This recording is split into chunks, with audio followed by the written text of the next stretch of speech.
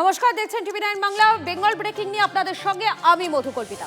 দুই তৃণমূলের গুতগুতিতে জলপাইগুড়ি পুরসভায় জোর নাটক। কালীঘাট তৃণমূলের আনা অনাস্থায় ঋতব্রত তৃণমূল গোহারা। পদত্যাগ করতে হলো ঋত শিবিরে থাকা চেয়ারম্যানকে। কালীঘাট পন্থীদের জোর উল্লাস। এক ধাক্কা খাওয়ার পর আর এক ধাক্কা দিতে তৈরি পদত্যাগী চেয়ারম্যান। তৃণমূল দখল নিল, প্রকৃত তৃণমূল যারা তারা দখল নিল। যে ষড়যন্ত্র হলো তার জন্য 2 পা পিছালাম, রাজনৈতিক জবাব 3 পা এগিয়ে দেবো। জলপাইগুড়ি পুরসভায় তৃণমূলের গৃহদাহ। কালীঘাট তৃণমূলের আনা অনাস্থায় ধরাশয়ী ঋতব্রত তৃণমূলের চেয়ারম্যান। তৃণমূলের বিক্ষুব্ধ শিবিরে গিয়েও পদ ধরে রাখতে পারলেন না পুরপ্রধান। চেয়ারম্যান হওয়ার 1 বছরের মধ্যেই রণেভঙ্গ সৈকত চট্টোপাধ্যায়। জলপাইগুড়ি পৌরসভায় কার্যত 1 মাস ধরে প্রায় অচল অবস্থা জারি ছিল। কালীঘাটপন্থী যে তৃণমূল শিবির রয়েছে তাদেরই দখলে কিন্তু গেল জলপাইগুড়ি পৌরসভা। বিধানসভা ভোটে তৃণমূলের বিপর্যয়ের পরই জলপাইগুড়ি পুরসভায় সমীকরণ বদলাতে থাকে। বিধানসভায় গিয়ে ঋতব্রত বন্দ্যোপাধ্যায়ের সঙ্গে দেখা করেছিলেন চেয়ারম্যান সৈকত। ঋত স্পর্শের পরেই তাকে সরাতে সক্রিয় হয়ে ওঠেন কালীঘাটপন্থী তৃণমূল কাউন্সিলররা। বৃহস্পতিবার চেয়ারম্যানের বিরুদ্ধে অনাস্থা নিয়ে ছিল ভোটাভুটি। এদিন মাত্র 18 জন সদস্যের মধ্যে 16 জন তৃণমূল কাউন্সিলর চেয়ারম্যানের বিরুদ্ধে ভোট দেন।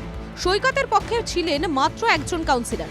সিপিএমের এক কাউন্সিলর ভোটাভুটিতে বিরত থাকেন। কিছু লোক বালিশ চাটার দিকে গেছিল, তারা এখন এখান থেকে সরে গেল। এটাই হলো, আর কিছু হয়নি। পদ হারিয়ে তৃণমূলের একাংশকে তুলোধনা জলপাইগুড়ির পদত্যাগী চেয়ারম্যানের। পাল্টা তার বিরুদ্ধে একের পর এক দুর্নীতি বাণ ছুড়েছে কালীঘাট তৃণমূল। কালীঘাট তৃণমূল নয়, যারা এই ষড়যন্ত্র যারা করেছেন, যারা নো কনফিডেন্স এসেছেন, তারা ঠিকাদার প্রমোটার তৃণমূল। সন্দীপ মাহাতো, ধরম পাসওয়ান, এরা জলপাইগুড়িকে কবজা করতে চাইছে, আর আমি তার বিরুদ্ধে রুখে দাঁড়িয়েছি। যিনি দুর্নীতিতে ভরপুর, আপাতমস্তক দুর্নীতিগ্রস্ত, তিনি যদি কারো বিরুদ্ধে আর্থিক দুর্নীতির অভিযোগ আনে, সেটা যেমন হাস্যকর হবে, এটাও তাই। দুই তৃণমূলকে বিধে পুরসভা সচল রাখার বার্তা বিজেপি। এরা সকলেই মুদ্রার এপিঠ ওপিঠ। প্রশাসনের কাছে আবেদন করব যে জলপাইগুড়ির প্রতিটি পৌর নাগরিকের পরিষেবা সেটাকে সুনিশ্চিত করতে হবে যে কোনো মূল্যে। জলপাইগুড়ি শহরের সাপলুডোর খেলায় এখন সাপের মুখে ঋতব্রত শিবিরের নেতা। উল্লসিত কালীঘাট তৃণমূল। পুরসভায় প্রশাসক বসলে সেই উচ্ছ্বাসের ফানুস কিন্তু চুপসে যাবে। জলপাইগুড়ি থেকে নীলেশ্বর সান্যালের রিপোর্ট, টিভি9 বাংলা। হুগলির গোঘাটে বিজেপির ঘাটে বাড়ছে ভিড়। তৃণমূলের ঘর ফাঁকা হচ্ছে। পালাবদলের পর এবারে আরামবাগ মহকুমায় প্রথম কোনো পঞ্চায়েত এলো বিজেপির হাতে।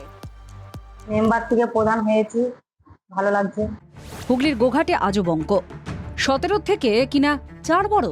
মাত্র 4 জন সদস্য নিয়ে তৃণমূলের পঞ্চায়েতে বিজেপির কিস্তিমাত। গত 3 বছর যাকে কেউ সেভাবে পাত্তাই দিত না, সেই বিজেপি সদস্যই এখন মান্দারণ পঞ্চায়েতের শেষ কথা। নতুন প্রধান সাথী সিংয়ের সাথী হতে চারপাশে ভিড়।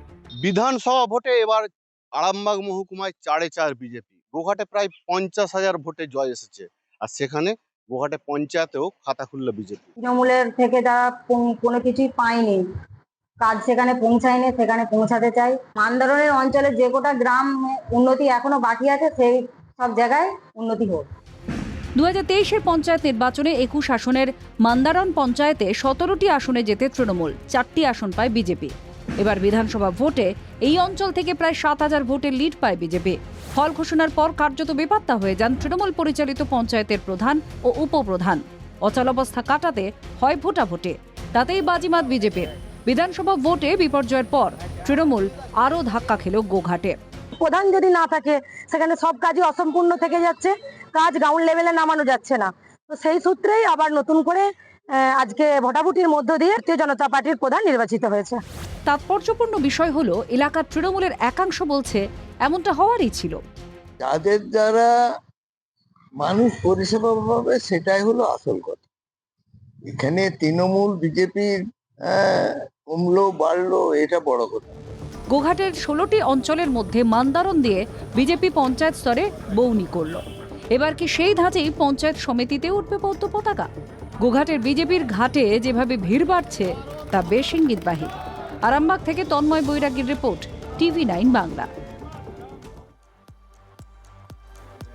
ঘরের খবর নিতে এসেছেন সরকারি লোক, অজগায়ে সে কি উন্মাদনা। আর ভাঙাচোরা ঘরে থাকতে হবে না, অথচ অফিসাররা এসে বললেন সবাই তো ঘর পেয়ে গেছেন, আকাশ থেকে পড়ার জোগাড় চন্দ্রকোনার একাধিক গ্রামের বাসিন্দাদের। অভিযোগ, তৃণমূলের জমানায় পাড়ায় কেষ্টবিষ্টুরা জব কার্ড নিয়ে নিজেদের কাছে রেখে দিয়েছেন, সেখান থেকেই এই দুর্নীতির শুরু। বাড়িটা নিয়ে নিয়েছে আমার তৃণমূল সরকার। কি করে জানলেন? আমরা সাফা করতে এসছে। একজনের নামে বরাদ্দ বাড়ি পাচ্ছেন নাকি অন্যজন। জব কার্ডের আইডি ব্যবহার করে জালিয়াতি। চন্দ্রকোনায় একাধিক গ্রামে প্রতারণার শিকার শতাধিক। জলপাইগুড়ি গোঘাটের ধাঁচে আবাসে কারসাজির অভিযোগ পশ্চিম মেদিনীপুরে। বড়সড় দুর্নীতির অভিযোগ উঠল তৃণমূল আমলে। জানিনি, আমার ইনকোয়ারি করতে এসছে জানলাম। জানতাম নি তো কি মানে দুর্নীতি?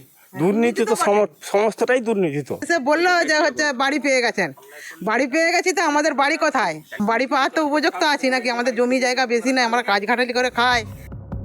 কুয়াপুর গ্রাম পঞ্চায়েতের ধান্যঝাটি ও মহিষগোট গ্রামের বেশ কিছু বাসিন্দা আবাসের সমীক্ষার সময় আকাশ থেকে পড়েন। তারা জানতে পারেন বাড়ি পেয়ে গিয়েছেন কয়েক বছর আগেই, তাই নতুন করে বাড়ি পাবেন না। অথচ তারা ভাঙাচোরা মাটির বাড়িতেই থাকছেন, কোনো সরকারি সুবিধা পাননি।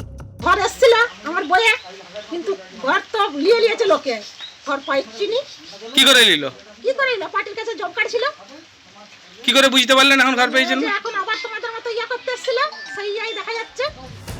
অভিযোগকারীদের আরও দাবি, বেশ কিছু ক্ষেত্রে জব কার্ড একজনের নামে থাকলেও আবাসের টাকা জমা পড়েছে অন্যের অ্যাকাউন্টে।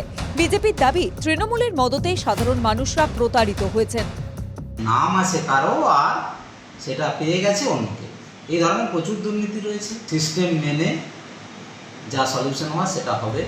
অনেকের প্রশ্ন, সরকারি প্রকল্পে উপভোক্তার নাম, জব কার্ড এবং টাকা পাওয়ার তথ্যের মধ্যে বিরাট ফারাক কিভাবে হলো? জালিয়াতির ফাঁদে পড়ে এই বর্ষায় ভাঙা ঘরেই থাকতে হচ্ছে মানুষগুলোকে। এলাকাবাসী চাইছেন যাতে ফের তারা ঘরের আবেদনের সুযোগ পান, সেই ব্যবস্থা হোক।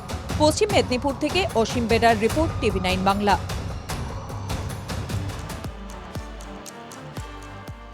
মিড ডে মিল শব্দটা বললেই মনে প্রথমেই আসে নিশ্চয়ই কোনো ঝামেলা হয়েছে, খাবার মেলেনি বা পাতে যা পড়েছে তা মুখে তোলার অযোগ্য। কিন্তু উল্টোটাই যে হয় সেটাই দেখাবো এবারে আপনাদেরকে। দেখাবো মিড ডে মিলের নামে বাচ্চাদের মুখে কেমন ঝলমল করে উঠল, দেখাবো ইলিশ চিংড়ির সহাবস্থান, দেখাবো রাখিতে কেমন কবজি ডুবিয়ে পেট পুজো হলো স্কুলেই। খোকা গেছে মাছ ধরতে ক্ষীর নদীর কূলে, ছিপ নিয়ে গেল কোলা ব্যাঙে, মাছ নিয়ে গেল চিলে। না, এক্ষেত্রে ব্যাঙ চিল কিছুই আসেনি, মাছ নিয়ে দিব্যি খোশ মেজাজে ঘুরতে ফিরতে পোজ দিতে ব্যস্ত এই খুদেরা। পশ্চিম মেদিনীপুরের দাসপুর 1 নম্বর ব্লকের সামাট প্রাথমিক বিদ্যালয়। স্কুলে যেন ফ্যাশন শোয়ের আসর বসেছিল। স্কুল ড্রেস পরেনি অনেকেই, ছেলেরা জমকালো পাঞ্জাবি আর মেয়েরা এসেছিল শাড়ি পরে সেজে গুজে। কবজি পর্যন্ত রাখিতে নিজেদের ভরিয়ে, তারপর সবাই মিলে ভুরি ভোজের পালা।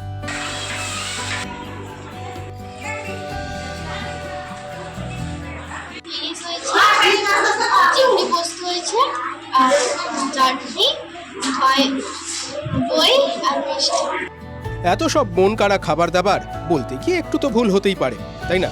এ আরে এমন কি, এই স্কুলে পড়ুয়া 110 জন, বুঝতেই পারছেন সংখ্যাটা কম নয়।